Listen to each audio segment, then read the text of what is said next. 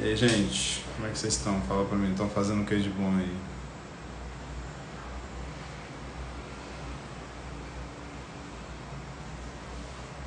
Tini, VNS.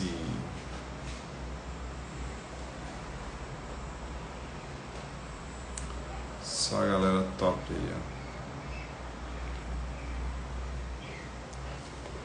Vocês estão precisando de oração? Estão precisando de alguma coisa? Nós sempre estamos, né?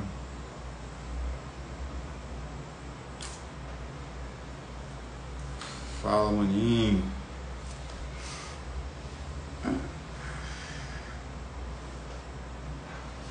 E aí?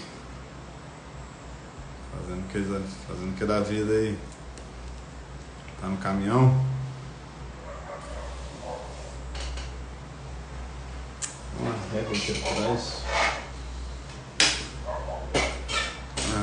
Gente, hoje eu vou falar um pouquinho para vocês, né? De uma palavra que se encontra lá em Tiago. Tiago, é nóis, maninho. Tiago,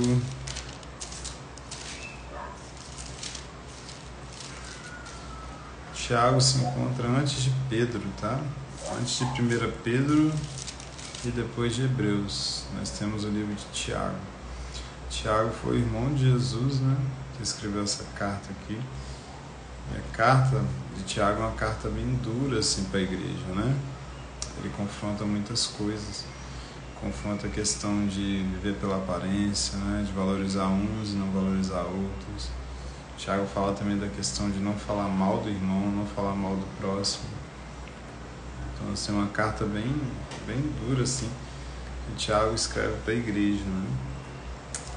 E Tiago, no capítulo 2, ele fala assim: meus irmãos, qual é o proveito se alguém tiver fé, mas não tiver obras? Será que apenas a fé pode salvar essa pessoa?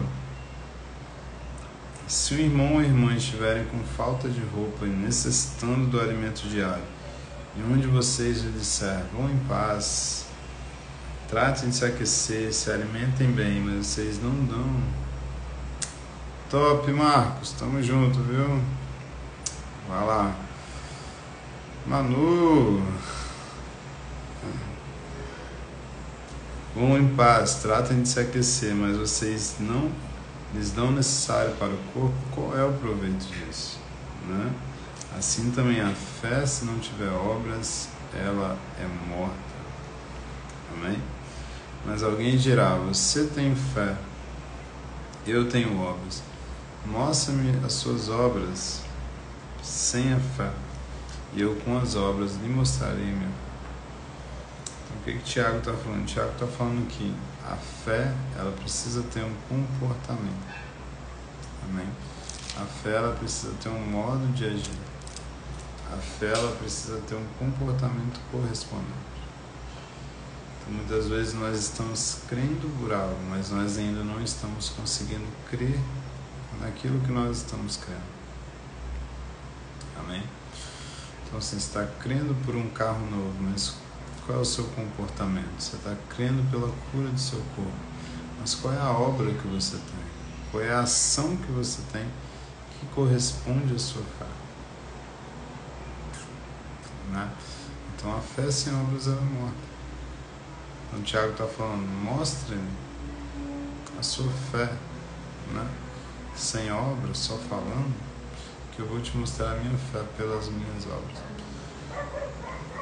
Então, o que o Tiago está dizendo nessa carta que a igreja universal? Tiago está dizendo que o que importa de verdade é o quanto você crê. Mas o quanto você crê se manifesta pelo quanto você age. O quanto você crê se manifesta pelo quanto você age.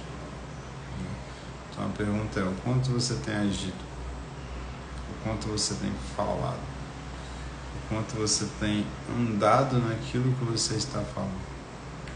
Então essa é a nossa fé, né? O nosso comportamento. Não adianta, se eu não consigo me comportar, é porque você ainda não tem fé. No dia que você tiver fé, você vai conseguir se comportar. O dia que a palavra de Deus entrar no seu coração, de verdade, você vai conseguir se comportar à altura daquela palavra. Você vai conseguir se comportar à altura daquilo que está escrito, né? Então, assim, uma das coisas que a oração em línguas faz com a gente. Se você ora muito em línguas, você se torna alguém que tem muita fé. E Judas diz, no seu versículo 20, ele fala assim: vós, porém, amados, edificando-se na vossa fé santíssima, orando no Espírito Santo. Então, orar no Espírito Santo edifica a minha fé, aumenta a minha fé, me leva a um novo nível, me traz mais liberdade, me traz mais cura, me traz mais prosperidade. Eu vou sendo edificado, vou crescendo em Deus, através do orar no Espírito Santo. E Tiago fala que a fé, ela precisa ter uma obra, a fé, ela precisa ter um comportamento. Então, qual é a obra da minha fé? O que eu estou fazendo com a minha fé? Qual é o comportamento que eu tenho que mostra, que revela a fé que eu tenho, né? Esse meu comportamento, ele precisa ser transformado. Então, assim, se eu tenho um comportamento de incredulidade, o meu comportamento precisa ser transformado para um comportamento de fé. Se eu tenho um comportamento que anula tudo aquilo que eu estou confessando, eu preciso ser transformado no meu comportamento, eu preciso ter uma mudança de comportamento. E a oração em línguas, ela também vai auxiliar nessa mudança. A oração em línguas nos auxilia a ter força, a ter vigor para nos comportarmos como Deus deseja, né? E além disso, claro, nós também precisamos do jejum, né? O jejum, ele vai quebrando todas aquelas fortalezas da nossa carne que são maiores do que nós. Eu não sei se você sabe, tem muita coisa na minha e na sua vida que é maior do que a gente. Tem muita coisa na minha e na sua vida que a gente pensa assim, cara, não dá. A gente pensa assim, vai ser difícil sair dessa. Vai ser difícil mudar esse comportamento. Vai ser difícil agir de uma forma diferente. Por quê? Porque vez após vez nós erramos, vez após vez nós cometemos os mesmos pecados, os mesmos erros. Boa noite, Patty Girl. Mas como que eu saio disso, né? Como que eu saio desse lugar onde o meu comportamento sempre se manifesta como derrota, como fracasso, onde eu sempre caio nas mesmas coisas sempre? O jejum, ele vai ajudar muito nisso. Então, quando a gente ora em línguas, a gente edifica a nossa fé. Amém? Quando a gente ora em línguas, a gente muda o nosso comportamento. Mas se a gente começar a acrescentar o jejum na nossa vida, eu também vou começar a mortificar a minha carne, mortificar tudo aquilo que está dentro de mim, que é contrário à palavra de Deus, que é contrário àquilo que o Senhor tem para minha vida, né? Porque eu não sei se você sabe, mas Deus tem planos muito grandes para você, Deus tem planos tremendos, mas há muita coisa dentro de você que é totalmente contrária à palavra de Deus. Há muita coisa dentro de você que não quer aquilo que o Senhor quer para a sua vida. E Deus precisa converter a nossa vontade. Deus precisa converter as nossas intenções do coração. Deus precisa mudar, além do nosso comportamento, Deus precisa mudar tudo aquilo em nós que quer, que deseja, que anseia pelo que é contrário à palavra de Deus. E existem várias chaves espirituais, mas a única chave espiritual que ela toca na nossa vontade é o jejum. Porque o jejum, ele toca lá na nossa fome, né? Lá na nossa vontade. Quando você tira uma refeição, quando você pratica o jejum, quando você se abstém de comida, você está dizendo não para as suas vontades, né? Você passa a se alimentar das coisas de Deus. Jesus disse que nem só de pão viverá o homem, mas de toda palavra que sai da boca de Deus. Então o jejum, ele vai me ajudar nessa questão. Ele vai me ajudar a me comportar de maneira espiritual e não de maneira carnal, né? Isaías 58 fala do jejum que agrada a Deus. O jejum que agrada a Deus, segundo Isaías 58, é um jejum que o Senhor fala assim: seria esse o jejum que eu escolhi? Que um só dia a pessoa se humilhe, incline a sua cabeça, como o junco que estenda debaixo de pano de cinza? É esse que vocês chamam de jejum? E dia aceitável ao Senhor? O jejum que eu escolhi é que vocês quebrem as correntes da injustiça, desfaçam as ataduras da servidão, deixem livres os oprimidos e acabem com todo tipo de escravidão. Será que não é também que vocês repartam o pão de vocês com os famintos, recolhem em casa os pobres desabrigados, vistam-se os que encontrarem nu, e não volte as costas ao seu semelhante? Então a luz de vocês romperá como a luz do alvorecer, a sua cura brotará sem demora, e a justiça irá diante de vocês. A glória do Senhor será a sua retaguarda. Então vocês pedirão ajuda, e o Senhor responderá. Gritarão por socorro, e Ele dirá: eis-me aqui. O que Isaías está dizendo? Que o jejum que agrada a Deus é um jejum que muda o meu comportamento. O jejum que agrada a Deus não é só a abstinência de comida. Porque assim, se abster de comida, Mahatma Gandhi também se absteve. Né? Várias pessoas praticam hoje o jejum intermitente, né? E a medicina aprova, a medicina reconhece o jejum intermitente. Então assim, apenas jejuar não é a questão. Então, para quem eu estou jejuando? O que eu faço durante o meu tempo de jejum? Esse jejum é consagrado ao Senhor? Eu tenho tempo com Deus enquanto eu estou jejuando, né?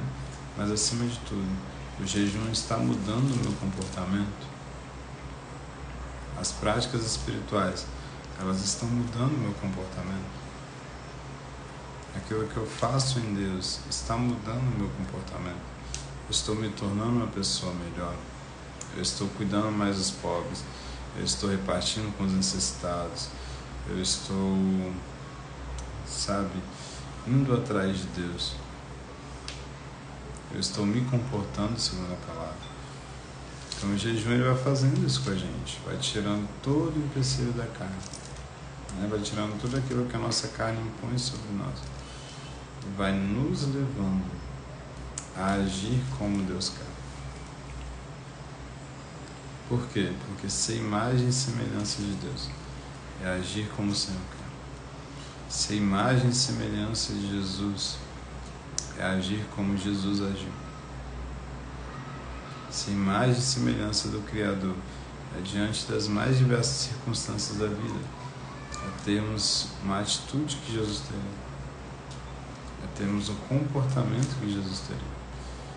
E muitas vezes a gente é tão religioso, né? Que a gente pensa em um comportamento de Jesus que é totalmente ao contrário do que seria.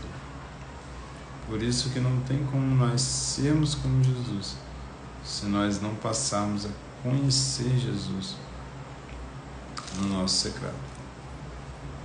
Se eu não conhecer Jesus, se eu não gastar tempo orando em línguas, gastar tempo orando em línguas em casa, na rua, no ônibus, em vários lugares, desenvolvendo um relacionamento com Deus no Espírito, vai ser muito difícil eu conhecer Jesus. Porque Jesus é alguém espiritual. E eu preciso me relacionar com Ele de forma espiritual também. Jesus disse para a mulher samaritana: olha, mulher, está chegando a hora, e de fato já chegou, que os verdadeiros adoradores adorarão ao Pai em espírito e em verdade. Deus é espírito, e é necessário que os verdadeiros adoradores o adorem em espírito e em verdade. Amém? Então hoje nós podemos adorar a Deus em espírito. Hoje nós podemos nos relacionar com Deus em espírito. Hoje nós podemos ter um tipo de relacionamento que agrada a Deus. Qual é o tipo de relacionamento que agrada a Deus? Um relacionamento onde minha carne está morrendo e um relacionamento onde meu espírito está aumentando. Um relacionamento onde eu estou perdendo prazer pelas coisas do mundo e um relacionamento onde o meu prazer pelas coisas de Deus, ele aumenta, né? Tenho percebido assim na minha vida, sabe, pessoal, um desejo cada vez maior por você. Eu me pego durante o dia pensando na palavra, eu me pego durante o dia querendo a palavra, eu me pego durante o dia orando em línguas, eu me pego durante o dia desejoso por mais de Deus. Não porque, sabe, não porque tem alguém ali impondo isso sobre mim, não porque tem alguém, sabe, que eu tenho aquela pressão de cumprir tal meta. Não é por causa disso. Porque o meu coração hoje quer o Senhor. O meu coração hoje quer desenvolver um relacionamento íntimo com Deus, né? E esse relacionamento íntimo me revela Jesus. E a forma mais íntima de eu e você nos relacionarmos com o Senhor é orando em línguas. Então, assim, todas as vezes que você passa 1 hora orando em línguas, 2 horas orando em línguas, 3 horas orando em línguas, você está desenvolvendo o tipo de relacionamento que Deus procura, que é o relacionamento no Espírito. Paulo disse, falando desse assunto, ele fala assim: o que eu farei? Eu orarei com entendimento, com a mente, mas também eu orarei com o Espírito. E Jesus disse que os verdadeiros adoradores adorarão ao Pai em Espírito. A melhor forma de você se relacionar é entrar para o seu quarto, fechar a sua porta e chorebaço, Robedesse que tarabadash que terebadarabadarashe. Robedesse que terebadarash que terebade que terebandarash rebeketa. Ro yesubeni que andresso que aravasso que Robenesse que terobedesse que terabanasso yandika. Rabanatash que rebatarash que terebeketa. Ho rebadosso yaderebatash.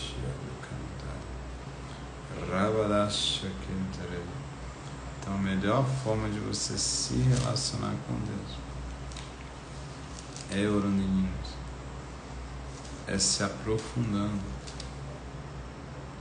Não adianta, se eu passei 10 anos na igreja e eu não sinto assim que eu estou muito transformado, que eu estou muito mudado por dentro. Então ninguém muda só para sentar no banco de uma igreja. O que vai mudar a sua vida é se você está desenvolvendo um relacionamento íntimo com Deus. É se você está mortificando a sua carne. E é se você está alimentando mais o seu espírito do que a sua carne. Porque a nossa carne, ela não dá prazer para Deus. O que dá prazer para Jesus é quando você dá para Ele algo que é espiritual, né? Então, assim, às vezes a gente acha que Deus está querendo o nosso dinheiro, né? Deus está querendo algo da gente que Ele já tem. A Bíblia diz que nem os céus e nem os céus dos céus, né, podem satisfazer o Senhor. Então, assim, você pode dar os céus, você pode dar bois. Aí o Senhor fala: tudo isso é meu, eu não preciso disso. Mas do que o Senhor está à procura? Ele está à procura de corações quebrantados e contritos, corações que desejam mais a sua palavra, desejam mais um relacionamento com Ele, desejam mais obedecê-lo do que qualquer outra coisa. Porque a obediência, ela é de extrema importância para Deus, né? Existe um homem na Bíblia chamado Saul, que Deus falou com ele assim: olha, você vai invadir tal cidade, você vai matar homens, mulheres, crianças, bois, você vai matar tudo, né? Você vai destruir totalmente aquela cidade. Eles estavam em guerra no tempo, né? Saul foi o primeiro rei de Israel, então isso aí foi volta dos 1000 anos antes de Cristo por aí. E o que Saul fez? Saul foi, destruiu a cidade, matou todo mundo, mas quando ele chegou para pegar os bois, ele viu que os bois eram graúdos, né? Ele pensou assim, nossa, esses bois dariam um bom sacrifício, né? Ele pensou assim, nossa, se eu pego esse boi aqui, esse boi seria bom para mim, para oferecer um sacrifício. Então assim, Saul tinha a melhor das intenções. Saul tinha a melhor das intenções, oferecer um sacrifício para Deus, né? Usar tudo aquilo que o melhor, dar um sacrifício gordo para o Senhor. Mas sabe, Deus não estava atrás disso. Deus não estava atrás do sacrifício de Saul, né? Mas Deus estava querendo a obediência de Saul. Deus estava querendo que Saul matasse todos os bois.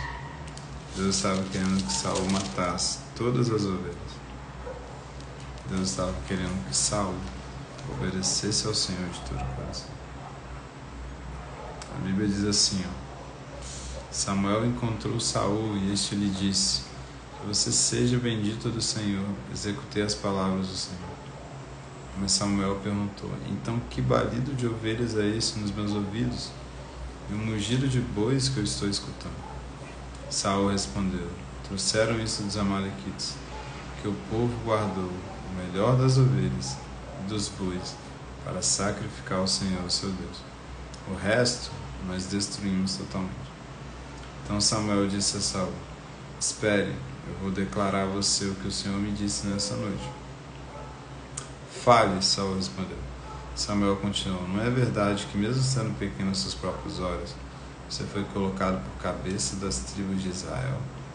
O Senhor ungiu como rei sobre Israel, o Senhor enviou este caminho e disse, vá e destrua totalmente esses pecadores, os amalequitas, e lute contra eles até exterminá-los. Por que então você não deu ouvido à voz do Senhor? Mas se lançou sobre o despojo e fez o que era mal aos olhos do Senhor. Então Saul disse a Samuel, pelo contrário, deu ouvidos à voz do Senhor, e seguiu o caminho pelo qual o Senhor me enviou. Eu trouxe Agag, o rei de Abimeleque, e destruí totalmente os amalequitas. Mas o povo pegou do despojo das ovelhas e bois, o melhor que estava destinado à destruição, para oferecer ao Senhor o seu Deus em lugar. Porém Samuel disse, será que o Senhor tem mais prazer em holocaustos e sacrifícios do que no obedecer a sua palavra?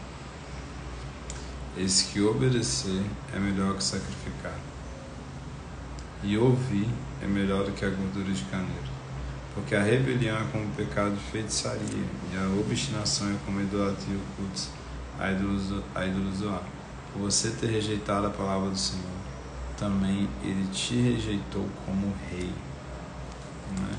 Fala, Davizinho, tranquilo? Então assim, Davi, ó, Saul não teve temor de Deus. Saul não teve temor do Senhor, de obedecer a ele em tudo, 100%. Né? Ele obedeceu pela metade. Ele obedeceu em 80%, 90%. Né? Mas Deus fala assim, vocês acham que eu tenho prazer em sacrifício? Vocês acham que eu tenho prazer em holocaustos? Eu tenho prazer em que você obedeça a minha palavra. Né? O que eu quero dizer para vocês hoje? O maior prazer de Deus não está se você vai a um culto, não está se você faz uma campanha, não está se você passa horas em oração, não está se você faz o jejum. Não, o maior prazer de Deus não é isso. O maior prazer de Deus é que você obedeça a palavra. Amém? O maior prazer de Deus é que quando Ele falar com você, você tem temor. Né? Quando Ele falar com você. Você estremeça não por causa dos homens, mas você estremeça por causa dele. Então o Senhor está procurando homens, pessoas que não estremecem diante de outros, mas eles se estremecem diante da palavra de Deus. O que Deus está falando comigo? O que Deus mandou eu fazer? Eu vou fazer. Deus me disse para orar em línguas, então vou orar em línguas. Deus me disse para jejuar, então vou jejuar. Deus me disse para fazer isso, eu vou fazer. Eu quero ser fiel ao Senhor. Os maiores arrependimentos que eu tenho foram as vezes que eu não obedeci a palavra. Os maiores arrependimentos que eu tenho foram as vezes que eu não fui fiel. Né? E não é nem tanto por causa das circunstâncias, é por causa do que gerou no meu coração. É por causa do remorso, né, da dor que foi gerada. Então assim, Deus ele deseja, ele anseia que você obedeça a palavra. Amém? Então, o que Deus colocou na sua vida hoje? O que Deus tem para você hoje? Obedeça. Sabe, obedeça de todo o coração. Não vai pela metade. Não vai lá, mata homens, mulheres e crianças. Aí você vai lá e deixa as ovelhas e os bois para oferecer como sacrifício ao Senhor. Não faça isso. Obedeça a Deus 100%. Amém?